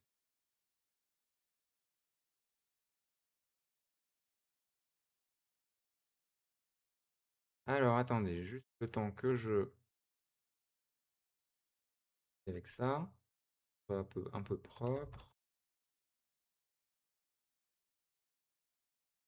Ta ta da da, ta da da. Ta ta ta ta ta. Et voilà, on va pouvoir passer. Hop, transition. Transition, c'est parti, on se regarde cette vidéo. Bon, merci à toutes et tous d'être présentes et présents. Nous allons vous exposer à trois voix une proposition de loi que nous allons déposer ensemble et je l'espère avec beaucoup d'autres. Et donc, Ah bah, son de gauche, pour une chaîne pas de gauche. Là, je le vois et je le ressens. l'oreille droite est plus sollicitée que l'oreille gauche, hein. Pardon pour la qualité sonore, là, c'est la vidéo, hein, qui est comme ça. Merci à la chaîne parlementaire. À la fois, Sabrina reviendra sur le sens de ce que nous faisons et sur donc les colonies. Et puis Richard reviendra notamment, et je ne sais pas exactement ce qu'ils diront, mais reviendra aussi sur le caractère transpartisan que nous voulons donner à cette proposition de loi. Pourquoi sommes-nous là? Nous sommes là parce que nous croyons d'abord ensemble à une solution durable pour la paix au Proche-Orient et nous croyons qu'elle passe par une solution à deux États. Cette solution n'est possible qu'à la condition qu'il existe encore cette possibilité de construire deux États. La France vient de reconnaître l'État de Palestine, encore faudrait-il qu'il existe encore un État à reconnaître. Bon, voilà, bon, c'est une position qui est un peu unitaire pour le coup, dans la gauche réformiste, c'est-à-dire les 2 États. Et là, comme le dit Olivier Faure que hey! Bienvenue Locomotive Moto 72, bienvenue dans le cortège. Merci, merci de rejoindre, ce stream et ben, bonjour à toi. Voilà, donc là, on réagit sur une vidéo du PS, enfin du PS, de la chaîne parlementaire. Colonie israélienne, des députés veulent interdire la vente de certains produits en France. Voilà, apparemment, c'est le PS qui porte ça. Et, et alors, pas que le PS, parce que du coup, là, il y a Olivier Faure. À droite, il y a Sabrina Sebaï, donc si je ne me trompe pas, les députés du groupe Les Écologistes. Et Richard Ramos, à gauche, là, qui est député Modem. Modem, me semble-t-il. Voilà, donc c'est une initiative transpartisane. Donc et comme je le disais, c'est vrai que c'est assez unitaire dans la gauche réformiste et même au-delà du coup, au-delà de la gauche, on le voit, de proposer une solution à 2 États, pour, voilà, pour, par rapport, heu, à ce qui se passe en Israël et en Palestine. Sauf que là, et Olivier Faure met le doigt, met le doigt là sur le truc et voilà, et encore faut-il qu'il reste des choses pour faire un État palestinien. Je pense qu'on peut dire raisonnablement que, voilà, vu les images qui nous parviennent de Gaza et cetera et ce qui se passe, non. Voilà. Et puis encore une fois, c'est une optique, où, voilà, c'est l'Occident qui va décider, pour 2 peuples, 2 populations, ce qui se passe. Voilà. Et puis la solution à 2 États, oui, mais comment? Est-ce que c'est chapeauté par, certaines puissances et du coup, il y a le peuple palestinien n'a pas son mot à dire? Ben, c'est un peu ça qui, de toute façon qui se profile. Mais du coup, moi je veux en savoir plus sur cette histoire de d'interdiction de produits, qui seraient vendus en France. Est-ce qu'Olivier Faure, est-ce que, tout ce beau monde là qu'on voit réuni va interdire Carrefour et demander à ce que Carrefour, ferme ses portes en France, tant que les supermarchés Carrefour sont présents dans les colonies? Alors le suspense est insoutenable, hein. Le n un peu le non, non. Je pense pas que ça va faire ça, heureusement. Mais bon, allez, on va essayer de surprendre. Alors, je lis ton commentaire, Locomotive. Sur ma config, c'est une base tout à fait correcte pour streamer en 1080p, léger à modéré. Le point le plus sensible sera surtout la RX 580, qui peut pousser des jeux lourds en même temps que le stream. Ouais, et du coup, je compte pas streamer de jeux vidéo, du moins, ça serait de manière exceptionnelle, hein, si je faisais ça. Je le faisais avant, il y a une dizaine, quinzaine d'années, voilà. Mais là, je compte pas faire ça. Mais merci pour ton avis, technique. C'est hyper important, en tout cas, d'avoir des retours comme ça. Il me semblait bien que c'était une bonne config pour commencer. Voilà. Bah, tant mieux, tant mieux. Merci, merci à toi.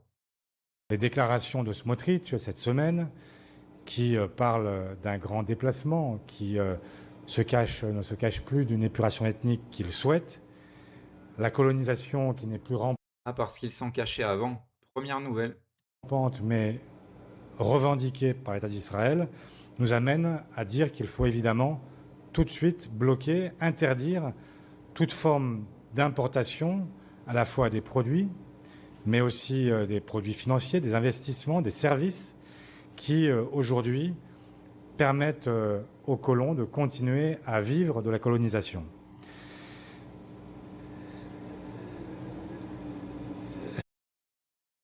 là, le silence là de Olivier Faure, il a fait un j'ai cru qu'il allait, oh là, j'ai cru qu'il faisait un AVC le pauvre.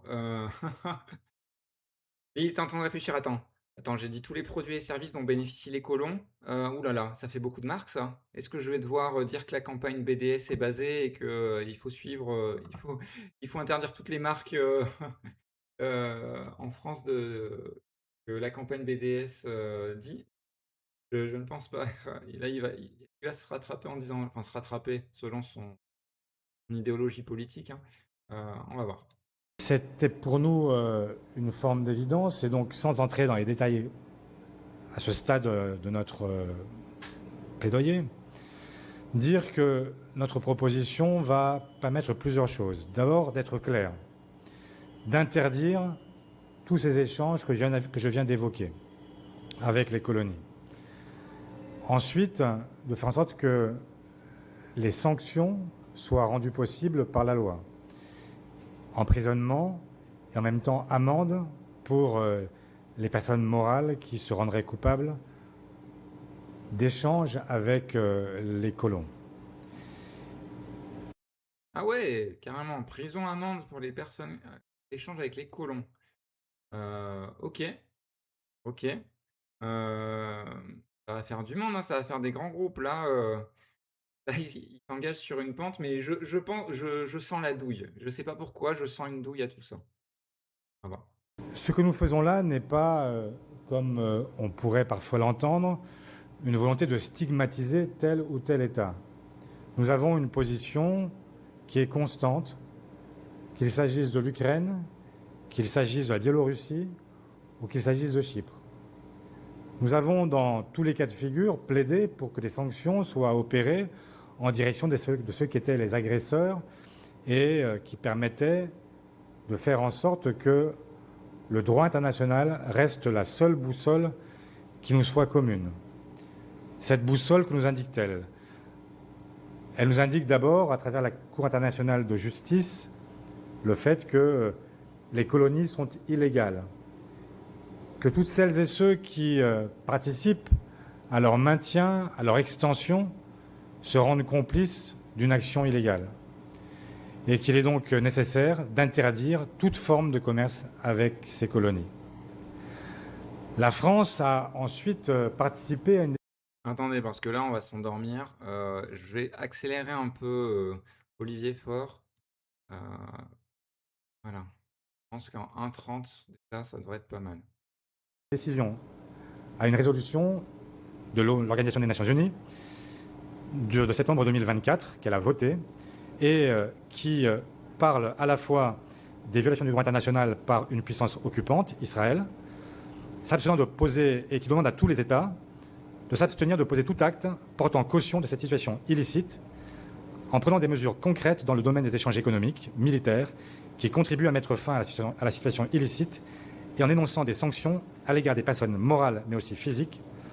Et cette proposition de loi ne fait qu'au fond rendre possible ce que les États ont pu adopter à l'échelon international sans jamais le mettre en œuvre. Et donc nous espérons que dans cet hémicycle, où nombreux sont ceux qui font part de leur souhait de garder le droit international comme boussole, comme lien entre les nations, et bien que toutes celles et ceux qui en ont l'expression joignent la parole à l'acte en adoptant cette proposition de loi et faire en sorte que cette proposition soit adoptée très largement et qu'elle donne un signal très clair qu'ont donné d'autres pays comme l'Espagne, comme la Slovénie, comme l'Irlande, j'en oublie, comme la Belgique, et donc faire en sorte que nous nous mettions au premier rang des nations qui entendent faire respecter le droit international. Bon, ça, c'est par contre, ça, c'est plutôt positif parce que c'est vrai qu'en France, là, on est en juin 2026. Allô, quoi. Allô, il y a rien qui se passe, vraiment rien. C'est le calme plat. On entend, le chant des cigales et les grillons, mais c'est tout ce qu'on entend, je crois, hein. On n'entend pas les sanctions, on entend rien. Par contre, à Gaza, on entend le bruit des bombes, quoi. Et dans les colonies, on se fait massacrer, on se fait, exproprier, on se fait malmener, enfin, c'est invivable. Donc là, des sanctions, des premières sanctions, à voir que ça recouvre. Parce que là, si on l'écoute, on se dit: «Waouh!» Carrefour, ils vont prendre trop cher. C'est pas que Carrefour, mais bon, c'est l'exemple le plus évident. Mais certaines banques également, hein. Mais voilà, moi j'attends de voir, j'aimerais bien voir cette PPL là, il y a pas le texte là quelque part? Ah là, ça serait ah là par contre dans le la description de la vidéo, c'est: «Interdire la commercialisation en France des produits fabriqués dans les colonies de peuplement israéliennes installées dans les territoires palestiniens et syriens». Mmh. Donc déjà, faut définir, faut avoir une définition claire de ce qu'est, le territoire palestinien. Donc a priori, je pense que, c'est par rapport à la solution à 2 États, qui a été préconisée assez largement, même si moi personnellement et avec, mon parti politique, le NPA, on porte plus une solution d'État binational. Mais en tout cas, c'est pas, un parti extérieur ou un État extérieur qui pourra décider. En tout état de cause, nous sommes en faveur de l'autodétermination des peuples, heu, aussi difficile, qu'elle puisse être, n'est pas, heu, n'est pas à nous de décider. Voilà. Nous, tout ce qu'on peut faire, c'est donner les moyens et aider, les peuples à pouvoir s'autodéterminer et en l'occurrence à arrêter, le génocide.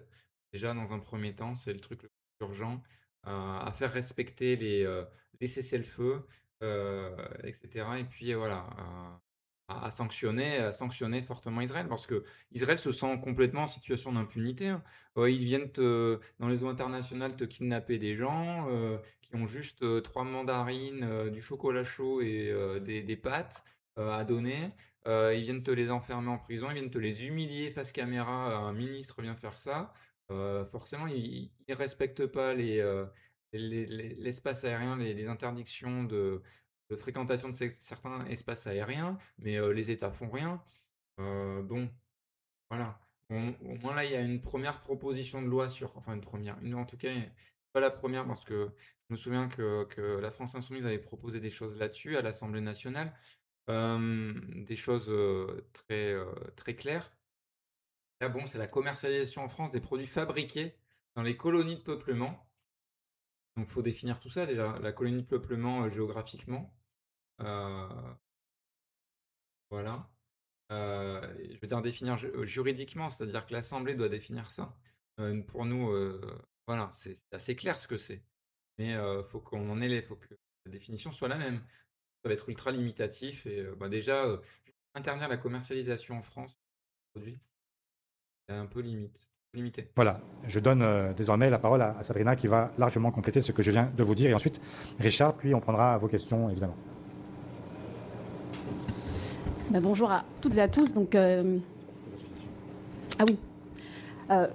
Comme l'a dit Olivier, ce texte va nous permettre en réalité de nous mettre en conformité avec d'une part ce qui a été voté au niveau des organisations internationales comme l'ONU, mais aussi au niveau de ce qui a été voté à l'Union européenne. Et donc la France à chaque fois a voté dans le sens bien évidemment de la condamnation des colonisations et de la mise en place des colonies.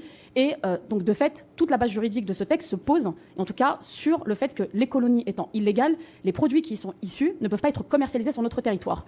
Pour vous donner un exemple, dès 2024, il y avait déjà eu des sanctions contre les colons dits extrémistes violents, donc 14 en 2024. Depuis, il y en a une dizaine qui se sont ajoutées à ces sanctions. Donc on voit bien que la France, de ce point de vue-là, est extrêmement claire sur la question et sur l'illégalité, en tout cas, de ces colonies.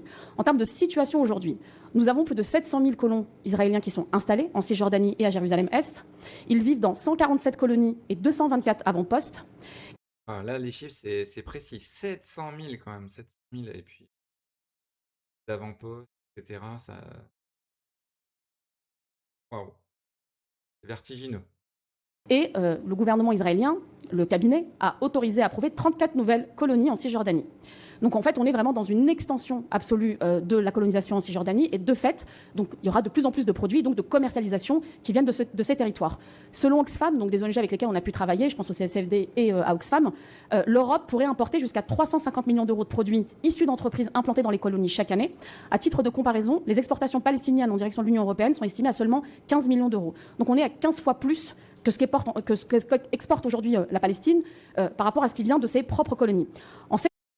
Ah ouais, le capitalisme, hein. Oui, forcément. Le capitalisme qui favorise toujours comment dire? Les belligérants et belligérantes et comment dire? Les dominants et dominantes, dans tous les sens, du terme et là encore, ça fait pas exception. Donc oui, c'est clair que là, vu ces chiffres-là, ça peut avoir une pertinence d'interdire la commercialisation en France de produits qui sont, issus des colonies. Et encore une fois, là, va falloir au niveau traçabilité aussi, au niveau contrôle de la traçabilité, être assez clair parce que je veux dire, il y aura peut-être des moyens où Israël va se dire: «Attends, quand même 350 millions d'euros qui vont nous échapper». Ça va, c'est pas au milliard, hein, mais voilà et notamment pour, certaines firmes, israéliennes, il y a peut-être aussi des multinationales qui sont dans le lot. Ils vont se dire: «Bon, en fait, on va dire que c'est produit, en Israël et voilà». Aussi, là, enjeu de traçabilité, est-ce que quelque chose est prévu là-dessus? En tout cas, c'est poursuivre le droit international et ce qu'a décidé l'Union européenne. Bon, heu, et pour l'instant, c'est à minima, on va voir.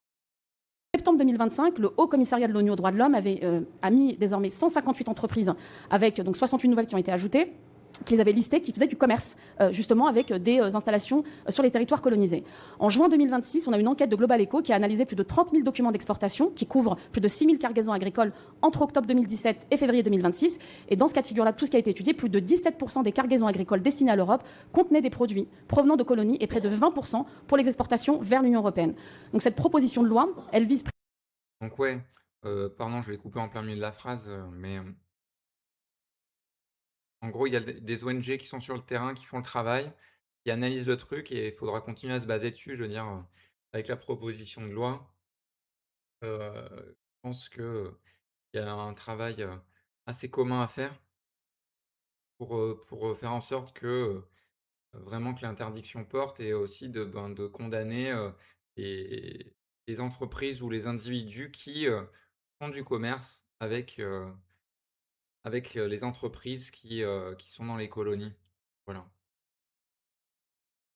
précisément, ça a été dit, les entreprises israéliennes, hein. Enfin, les entreprises qui sont dans les colonies tout court, peut-être même pas que des entreprises israéliennes dans le truc, hein. On le voit d'ailleurs dans les colonies, bon, ils produisent pas, ils commercialisent, mais Carrefour, voilà. interdire l'importation, l'achat, la commercialisation, les services financiers et la publicité liés aux colonies. Donc, ça a été dit, aucune volonté de stigmatiser qui que ce soit, mais seulement de se mettre en conformité avec le droit, avec ce qui est voté au niveau de l'Union européenne, et surtout avec la décision de la CIJ, puisque, je le rappelle, la CIJ, le 19 juillet 2024, a conclu que la Dans la CIJ, Cour internationale de justice, et de rappeler les acronymes quand même quand on a. Ah mais bon, là, c'est un cadre de conférence de presse, donc avec des médias qui savent, mais voilà, faut oublier qu'il y a des gens derrière qui peuvent regarder tout ça, lire et cetera. présence continue d'Israël dans le territoire palestinien occupé était illicite et que les États ne devaient pas aider ou assister au maintien de cette situation. On comprend bien par là que les États qui ne se mettent pas en conformité avec cette décision de la CIJ, qui donc continuent à importer et à commercialiser des produits issus de ces territoires, participent de fait à la colonisation en Cisjordanie, à Jérusalem, mais aussi sur le plateau du Golan. Et donc cette proposition de loi vise aussi, quelque part, à mettre la France dans les clous du point de vue juridique, du point de vue de ce qu'a été cette décision de la Cour internationale de justice, du fait de ne pas être complice de l'extension de la colonisation. Et je crois que là où justement, je pense, hein, et en tout cas moi je le souhaite aussi, C'est important en tout cas de remettre, le droit international, de lui redonner un sens en le suivant quoi et en étant conséquent par rapport à ça. C'est important. Alors le droit international ne fait pas tout, a énormément de défauts et et voilà, mais en tout cas, on a vu ces dernières années que beaucoup d'États s'assoient sur le droit international, y compris la France, hein, à certains égards, mais bah, c'est important de comment dire? Que le droit international conserve une certaine, crédibilité, hem, s'il y a des États, forts qui l'appliquent. Donc voilà, le sens, de la proposition de loi me semble cohérent, même si, voilà, encore une fois, ça fait pas tout, ça vient très tardivement et il y a d'autres choses qui pourraient être faites et également dans le sens des entreprises, françaises qui participent, sur place. Donc et là par contre, il y a peut-être un angle mort là-dessus. justement parce que ça concerne Carrefour en l'occurrence. Si cette proposition peut largement faire consensus, en tout cas être à minima adoptée par une large majorité dans cet hémicycle, c'est parce que nous nous mettons en conformité avec le droit. La France n'a jamais transigé sur la notion de colonisation. On a condamné toutes les extensions de colonisation à chaque fois qu'elles ont eu lieu. Donc je crois qu'à partir du moment où on est tous d'accord sur le fait de dire que c'est illégal, eh bien le commerce qui en découle est également illégal. Et c'est bien ce que vient affirmer cette proposition de loi, donc en modifiant 2 articles sur le code de la consommation et le code des douanes pour permettre de nous mettre en conformité avec les différentes résolutions. Et je vais passer la parole à mon collègue Richard. Merci à toutes et à tous. Oui, vous dire que d'abord, cette proposition de loi qui est, vous l'avez vu, transpartisane, puisque à la fois apportée à côté d'Olivier et du Parti socialiste, les écologistes et le MoDem, finalement on est la voix, on l'a dit tout à l'heure, d'ONG, que ce soit Oxfam ou Terre Solidaire, et donc on est finalement tous réunis dans quelque chose qui est simplement le droit international. Et je pense qu'au Parlement ici, on obtiendra une majorité. C'est-à-dire que ce que l'on fait. Oh oui, je pense aussi. Il y a le MoDem dans le coup, donc a priori le bloc central, le bloc central à voir, mais bon, en tout cas, le MoDem a une audience auprès du bloc central, donc ça pourrait le faire.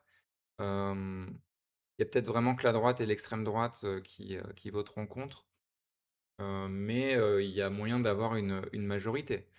Il y aurait toute la gauche, il y aurait le MoDem. Il suffit qu'il y ait une partie du bloc central et c'est bon, en fait, il y a la majorité. Donc oui, c'est possible et puis, voilà, c'est vraiment un truc un peu consensuel, se mettre en conformité avec le droit international, même si les trucs consensuels, qu'on croyait consensuels, n'ont pas eu lieu pendant des années, laissant se perpétrer un génocide, laissant se faire la colonisation. C'est-à-dire que là, on agit après quoi, encore une fois? C'est la politique du pansement, c'est-à-dire qu'on agit après alors qu'on aurait pu, prévenir pas mal de choses. On a su faire pour la Russie, geler, certains avoirs et cetera. Pour Israël, on a laissé faire totalement. Et voilà, l'état, enfin, voilà où on en est aujourd'hui.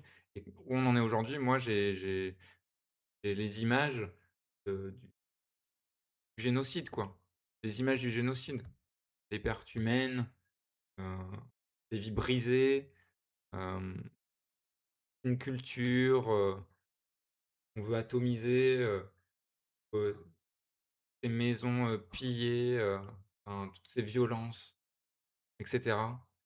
Voilà, donc on a une ré la France a une responsabilité là-dedans et au moment de rendre des comptes, de faire la cuenta comme dirait Kevin Razi, ben, la France, voilà, devra répondre de ses actes et de sa complicité avec l'État israélien, évidemment et j'ai jamais eu autant honte de d'être associé à cet État de par ma nationalité. Mais par contre, voilà, de par mon militantisme, je fais en sorte d'y être associé le moins possible, par rapport à ça parce que c'est vraiment plus que honteux, quoi. Là, ce n'est pas une figure de style. C'est que nous pensons qu'une majorité a envie du droit international. On a vu les gouvernements français se battre de temps en temps au Parlement européen pour essayer de faire respecter le droit, à travers, évidemment, souvent. De temps en temps, parfois. Oui, parfois, de temps en temps, waouh.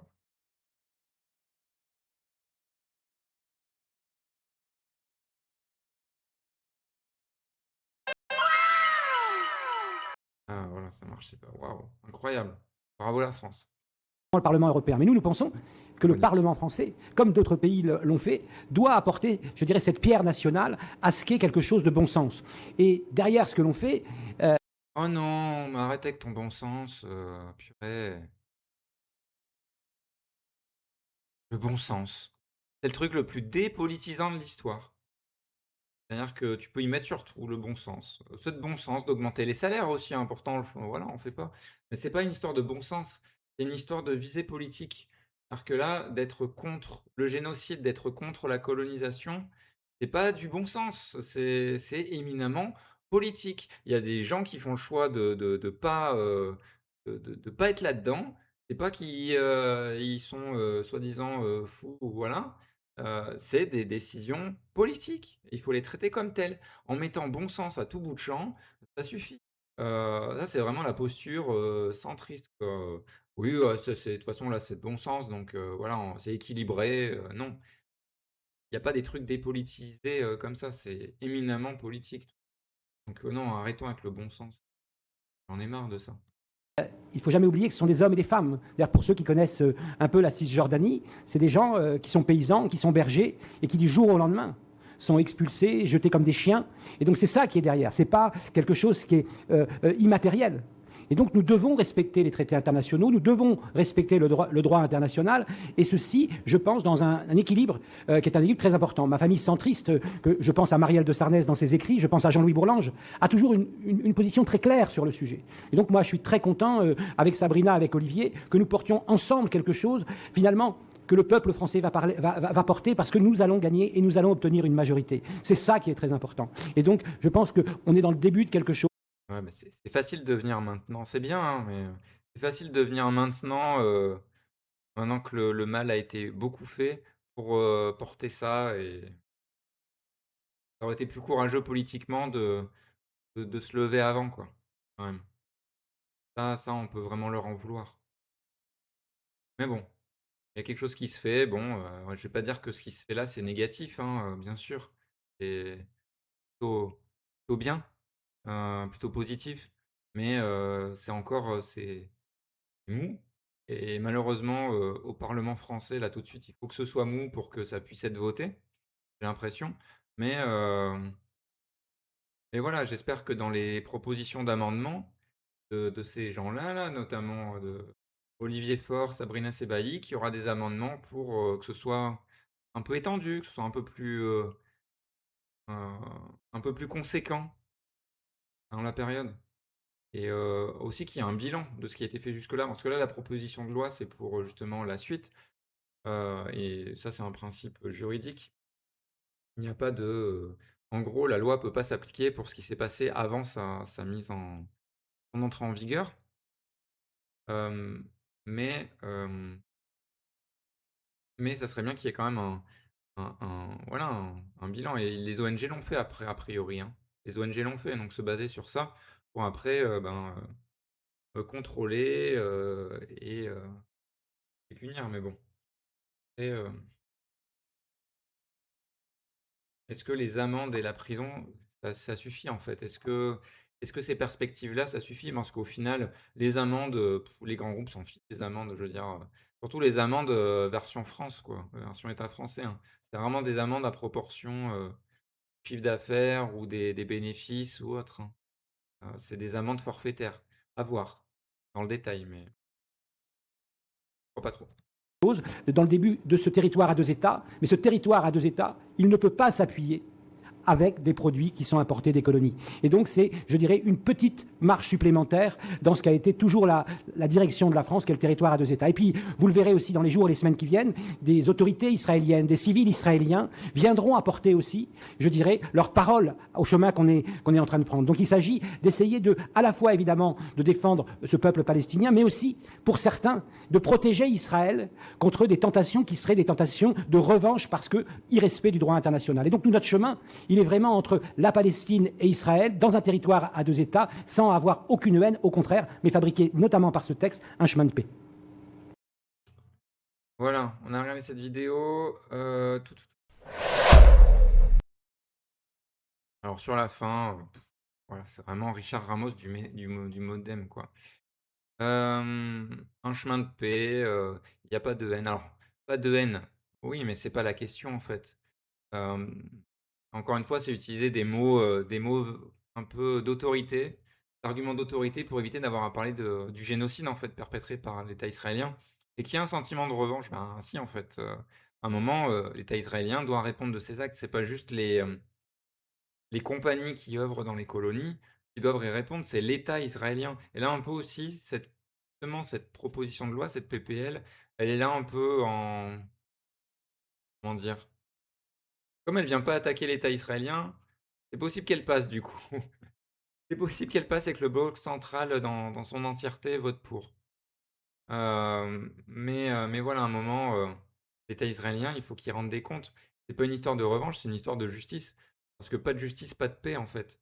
Et là, construire la paix, sans haine ou je sais pas quoi, non. En fait, le peuple palestinien a besoin de justice pour tout ce qui est fait, qui a été fait, ce qui se passe en ce moment et ça, c'est on va dire, ça, en fait, ce qu'ils mettent en place, ce serait une mesure complémentaire à un boycott plus large, à vraiment des sanctions contre l'État israélien, hem Seul, ça va avoir un impact, mais ça va pas empêcher la colonisation de continuer. Ça va couper un peu un robinet, mais il faudra quand même être très vigilant. Enfin, ça va couper un robinet si les sanctions sont à la hauteur aussi. Fais attention, hein, attention, attention que le bloc central là nous mette pas des amendements, enfin, voir la PPL comment elle est à la base, mais mette pas des amendements, pour, diminuer les sanctions, diminuer la portée, être plus dans le dialogue ou quoi, pour pas froisser, diplomatiquement les relations avec, l'État israélien, je sais pas quoi, attention. Donc, un débat à suivre, ça sera intéressant.